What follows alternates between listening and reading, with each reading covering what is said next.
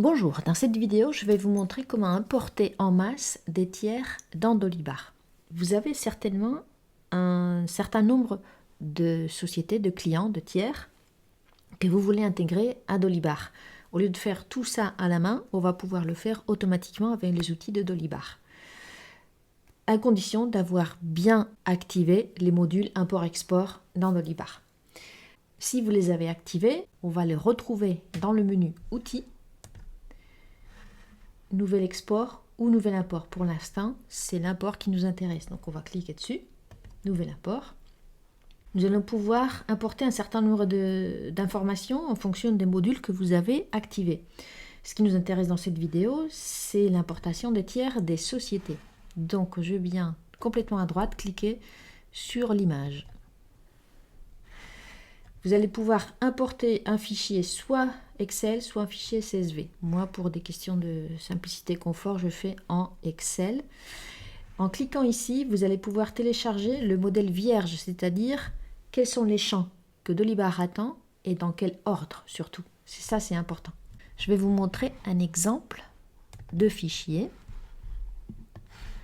Ça, c'est ce que Dolibar attend et c'est dans cet ordre-là et pas un autre.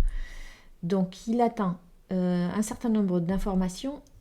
Si dans le champ, il y a l'étoile, c'est que l'information est obligatoire. S'il n'y a pas cette information-là, l'import ne se fera pas. Donc, il y a le nom alternatif, en fait, tout un tas de choses. Ce qui est obligatoire, c'est le nom. Et un peu plus loin, vous allez retrouver si le tiers que vous êtes en train de rajouter, c'est un client et s'il est un fournisseur. On verra tout à l'heure. Donc, client, vous avez trois types de clients. Vous avez 0 pour ceux qui ne sont ni clients ni prospects, c'est-à-dire ceux qui peuvent être vos partenaires. Si vous signalez 1 dans la case, c'est un client. Un 2, c'est juste un prospect. Et 3, c'est client et prospect, les deux. Cela vous permet de réaliser un certain nombre d'actions de prospection, même si le tiers que vous avez dans votre base est un client. On verra ça dans d'autres vidéos. Ça, c'est les champs obligatoires. Après, les autres, vous pouvez les renseigner en fonction des informations que vous avez. Par contre, ce qu'il faut faire absolument, c'est rajouter le champ état, parce que, par défaut, si vous ne renseignez rien, Dolibar va mettre un 0, c'est-à-dire que votre tiers, il sera fermé. Donc, il ne sera pas actif. Et il n'apparaîtra pas sur la liste des tiers qui sont actifs. Donc ça, on va le mettre 1 partout. Une fois qu'on a renseigné le fichier, si par exemple on met le nom d'un tiers, d'une société Movinfo par exemple, à partir de là, je vais renseigner, à partir de cette ligne, la ligne 3, je vais renseigner toutes les données. Et une fois qu'on a intégré toutes nos données, les 2 premières lignes, on va les supprimer parce que ce sont des données que Dolibar n'attend pas. Donc il va signaler une erreur et l'importation ne se fera pas. Je vais vous montrer un exemple de fichier qui a été renseigné. Donc ici, il y a le nom alternatif que vous voyez ici, l'état. Alors celui-là, il est déjà prêt, ce fichier-là. Donc j'ai tout renseigné dans les colonnes qu'il fallait. J'ai enlevé les 2 premières lignes et forcément je respecte les colonnes qui sont vides. Il faut respecter parce que lui, il attend à la 3e colonne, il attend quelque chose. À la première, il attend quelque chose.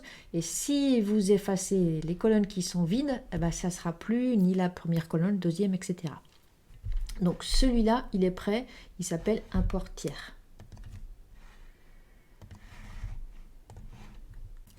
Donc je m'apprête à importer ces tiers-là, il y a une dizaine à peu près.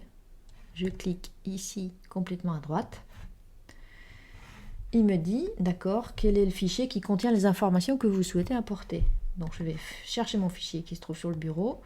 Donc il s'appelle import tiers. Voilà. Et je clique sur le bouton ajouter fichier.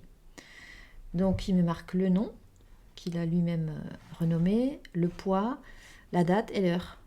Je clique à droite sur nouvel import. Si jamais l'import se passe mal et qu'il faut revenir en arrière, il faudra revenir à l'étape 3, effacer le fichier, même si c'est le même. Vous retravaillez votre fichier, vous le réenregistrez, vous l'effacez et puis vous le réimportez. Donc ici, il y a tous les champs qui sont donnés, les champs attendus, les champs donnés. Vous voyez comme ici, c'est en gras les 3 qu'on a vus tout à l'heure, le nom, si c'est un client, si c'est un fournisseur. Donc, étape suivante. Donc, il s'apprête à lancer la requête pour importer. Donc, ça, c'est une simulation. On clique sur lancer la simulation d'apport. Il me dit mon fichier est bon, aucune erreur. Donc, je peux cliquer sur le bouton importer les données. Voilà, ligne importée 9 avec succès. Et donc, je vais automatiquement voir dans mes tiers, ils sont là. Si je vais dans la liste, donc je vois les noms, je vois la ville, le code postal, le téléphone. Ça répond à notre colonne si c'est un client, et puis il y avait 0, 1, 2, 3.